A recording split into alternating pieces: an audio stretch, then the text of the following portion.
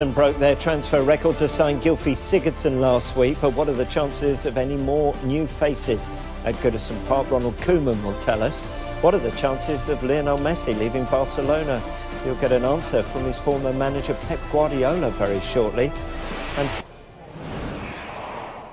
good morning. We can promise you the final 9 days will not be dull, and immediately we will go to PSG. Some serious intent from them once again in this window. We understand they've made an initial loan move for Kylian Mbappe, which includes Lucas Moura moving in the other direction. The proposal is a loan with an agreement to buy next summer. PSG, of course, are mindful of meeting UEFA's financial fair play rules following the world record signing of Neymar. We're told by well-placed sources that Monaco and PSG are far from an agreement at this stage, and they may not stop there. Sky in Italy are reporting that PSG are also in talks to sign Fabinho. If that happens, PSG are building quite a formidable side. Just over a week left of this window then, as we mentioned, and we're still no wiser as to where Diego Costa and how this saga plays out. Talks are ongoing for him to move back to Atletico Madrid. As of this morning, a compromise has not yet been reached, contrary to some reports in Spain. The extraordinary standoff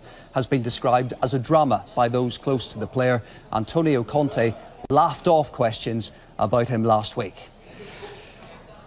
Well, let's get immediate reaction. Sean Goater's still with us there. Chelsea, can they afford to be missing a striker of the quality of Costa's? Well, as long as they perform well and keep winning games and get 3 points, then yes. But if they were to go 2 or 3 games and not win and not score goals, there'll be this question mark on why, when you've got a player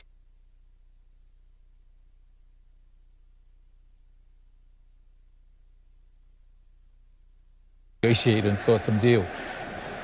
He's a quality, he's one of those you love him or loathe him type of player he is. But this is unreal. He's dictating to the club that this is the deal that he wants, and he wants away, and that they basically now need to make it happen. I can't see a win for Diego Costa, and so I'm intrigued to see exactly what Chelsea do throughout this period. It's interesting what you said there, just very briefly, because I want to ask you about his replacement. But as a player, if you're in that Chelsea squad, whose side would you be on, Diego Costa's or Antonio Conte's? Well, as players, you're going to support. You have support for your fellow teammates, but he's not there, so therefore the more support is going to the manager, Conte. So they brought in Morata, obviously to be their frontline replacement for Diego Costa. He's had spells at 2 of the biggest clubs in Italy, yes, and in Spain as well. But very rarely has he been the #1 choice frontline man. Can he handle that? I think so. This is what he wanted. He wanted away from Real Madrid because he wanted more first-team football. He obviously wanted that occasion where it's a big team. Chelsea are a big team, European team as well. So this is the platform for him. He's having to adjust. It's a transition period here because he's having to adjust to Chelsea, the style, and the players are having to adjust to him as well. But I see it being a good match. The other striker, whose name Djik. Batshuayi. Yes, thank you.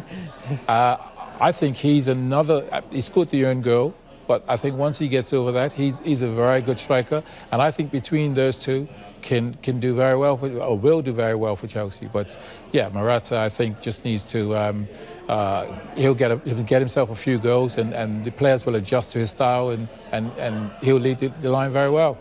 OK, let's go from attacking options to the case for the defence, and a defender who's been very much in demand. Here's Paul.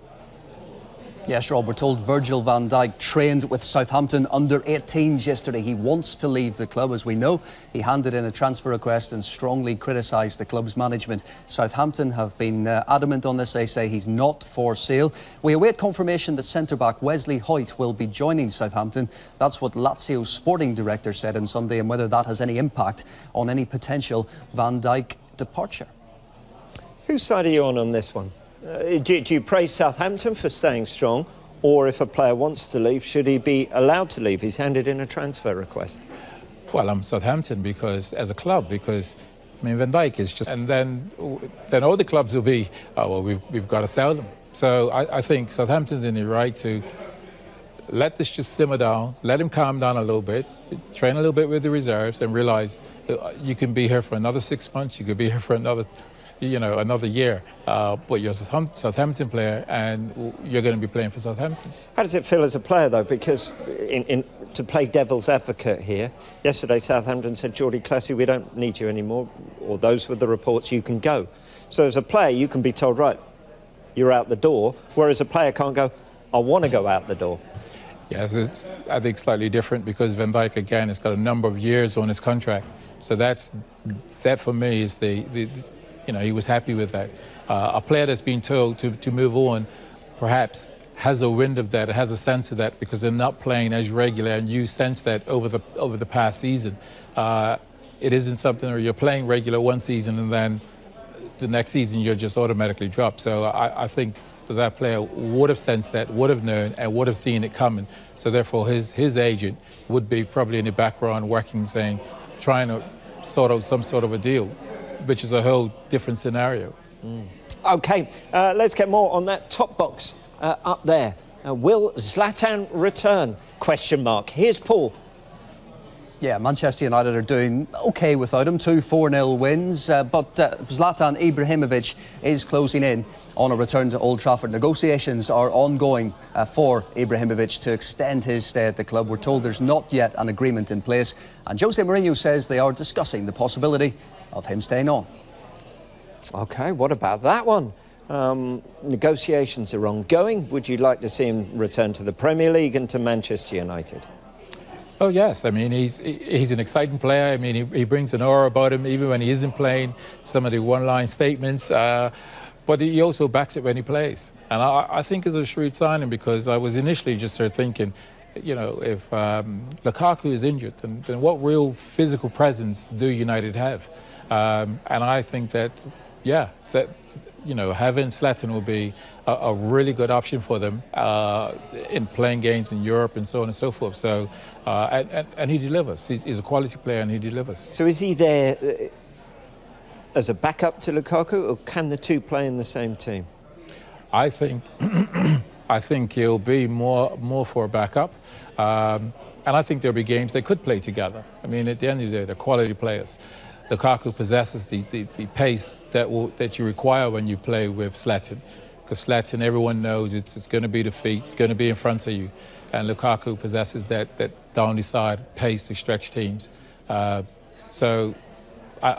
at times I think they could play together, but I initially think it'd be a one-for-one competing situation. Exciting times if you happen to be a Manchester United team, frightening times if you happen to be on the opposition. Now, the future of Philippe Coutinho has been the subject of plenty of debate this summer. A deadline set by Barcelona to accept their latest bid of £118 million passed on Sunday night. Liverpool are adamant the forward is not for sale. Jamie Carragher thinks he won't be sold. However, speaking on Monday Night Football, Carragher believes it could have been a very different story had things gone another way earlier this summer. I don't think there's any doubt now. I think, to be honest, I was thinking about, I said a few weeks ago, they can't sell him, they can't do that. The problem is, it become more about political rather than the actual business of it, I think, in terms of Liverpool have had such a poor window. They couldn't be seen to letting go of him. Now, if Liverpool's 3 big targets of Van Dijk, Keita and Salah, if they'd got them in the door, I'm not saying, yes, sell him, but it may have been easier to prize him away.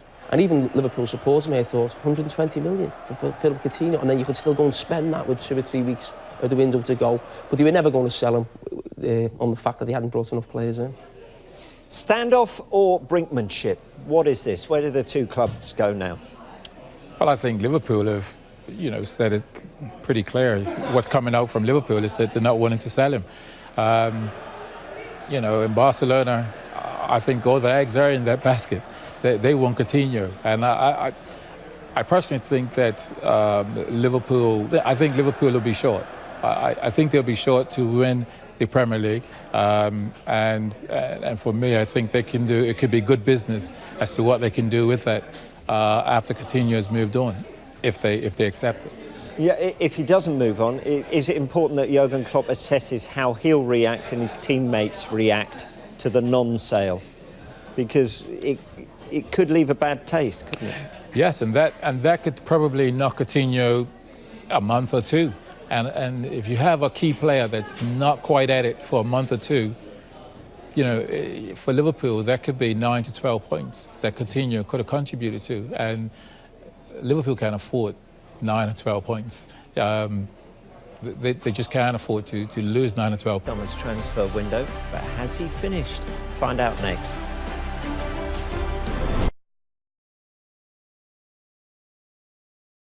Blog for all the latest deals. That's on our website and digital devices.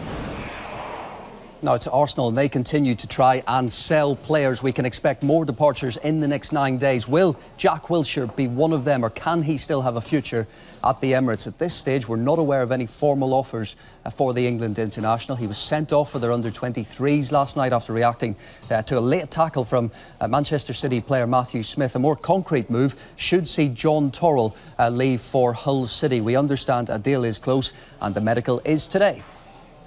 Interesting. Jack Wilshere, there is no denying his ability, but he's been cursed by these injuries. That red card most probably born out of frustration last night, wasn't it, really? What does the future hold for him? Yeah, it's sort of unknown because, again, the ability that he has, he possesses, and he gets caught up in all this, and there's probably frustration from himself that, you know, the season's kicked off and he's having to be recuperating and coming from an injury. What the future holds, and I think that's the same with Wilshere. He puts himself in these positions of launching for balls, of dribbling, driving forward. It's gone a little too far, and then he you know, trying to recoup that ball or keep that ball, he's launched, and therefore an injury comes, and then he's out for a number of weeks, and then he's having to get himself going again. But in terms of ability, I mean, he's a top quality player, possesses, you know, the qualities you want in a modern day footballer. Dribbling, yes, can produce more goals, but in terms of driving and asking questions of midfield and spreading balls, moving it left to right, he's quality. But it begs the question, if, and it is still a big if Arsenal were to let him go, where does he go? He had the loan spell at Bournemouth. Would any of the top 5 be interested in England? Or would he have to go abroad to find the level that he should be playing at? Probably abroad, because he's been at Arsenal, and I think that when they see his CV come through, I think they'll just see the injuries. And they'll look and they'll know the quality of player he is, but they think, well, he's just had patches of being out. And I think what will probably be good for him is perhaps going overseas and knuckling down for a couple seasons at a top club, and because again he's still a young player, so he can still, you know, resurrect sort of the career, if you like, go away, perform well for a few seasons, and then find himself back in the Premiership. But some of it is self-inflicted with the injuries. Okay, let's get more, shall we? Here's Paul.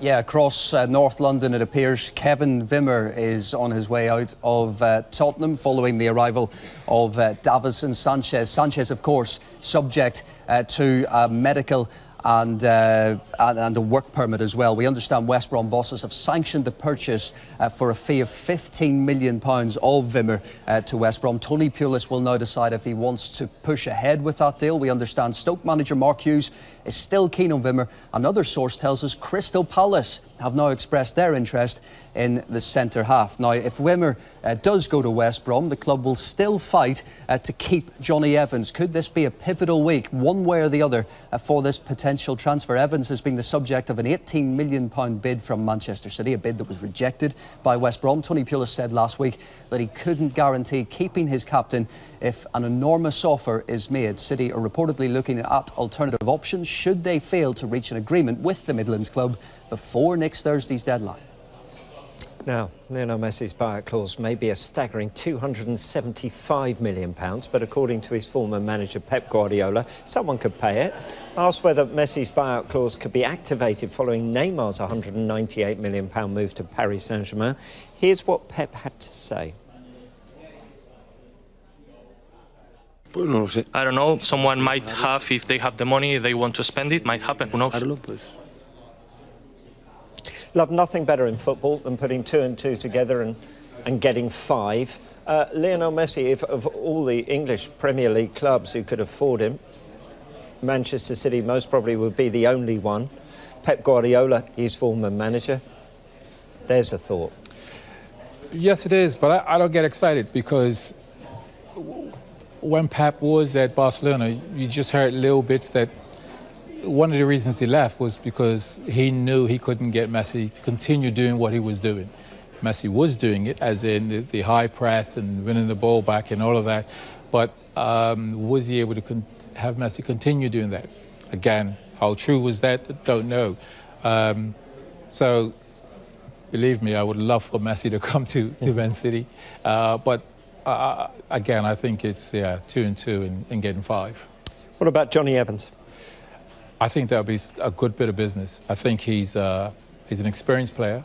I think he's good on the ball, and you know he's won things. So for me, the one thing I can see that Pep has learned from last season is he likes to play the 3 at the back, and that's moving perhaps Fernandinho or Yaya being in that 3. He's now looked at playing a defender, i.e. he's got Stones there, but I think where the problem ends up being is Stones is still learning and improving.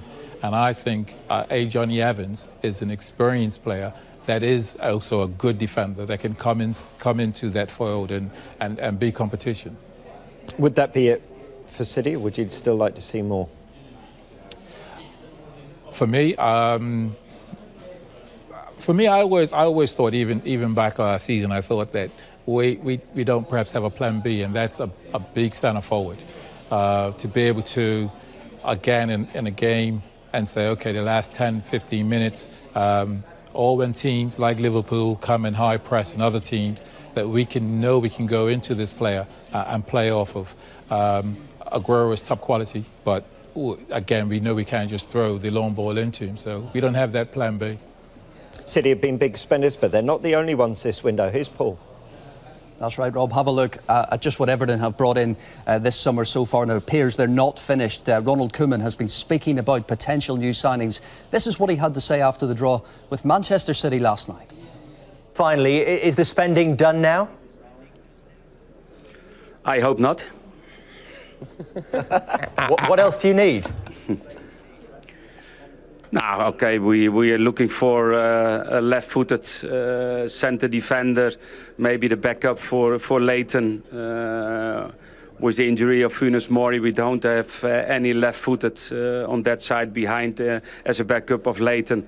That's an option, and also a striker, because I think even with the talent of Dominic and Ramirez, look to other squads, they have that number of players that if we need to make the next step, if we like to make the next step, we need a striker in as well. He's enjoying himself this window. Swansea have had a bid accepted by Hull for midfielder Sam Clucas. We understand it's £15 million up front and could rise to £16.5 million. Clucas was left out of Hull's defeat at Queen's Park Rangers last Saturday. His move will be worth more than £750,000 to League Two side Chesterfield, who sold him to Hull in 2015. Swansea left-back Stephen Kingsley is going the other way to Hull. Now, Newcastle are closely monitoring Sampdoria midfielder Dennis Praet after sending scouts to watch him in action. However, Rafa Benitez is understood to be under pressure to sell a number of players before investing in new recruits. Has represented Portugal at under 21 level. Let's bring you these pictures into us this morning, and that's a wonderful shot of Luke Shaw. Good to see him back in action. He's played 59 minutes for United's reserves last night against Swansea. He's recovering from ligament damage in his foot, and the injuries he has been through for such a young man. Good to see him out and training. Same could be said for Ashley Young as well. He played 59 minutes against Swansea last night as well. He's not played all season due to a hamstring problem, but looks to be stretching quite well out there this morning. And plenty for these two to debate. Not a bad start to the season for him, is it? Look, you can see Matic in the background as well. Lukaku and Jose Mourinho in close consultation out there on the training ground. Do you think Manchester United still have stuff to be done? Well, I think all managers always say, you know, they'd like another additional player. So there's probably a player out there they still want, I'm sure. You can never satisfy Jose Mourinho. Unfortunately, we have to be satisfied because our time has come to the end. Sean, lovely to see you. Pleasure as always, Rob. As always. Right, don't forget you can find out all about the latest deals in the Premier League and beyond in our dedicated transfer centre. Next show at 3 o'clock right here on Sky Sports News and at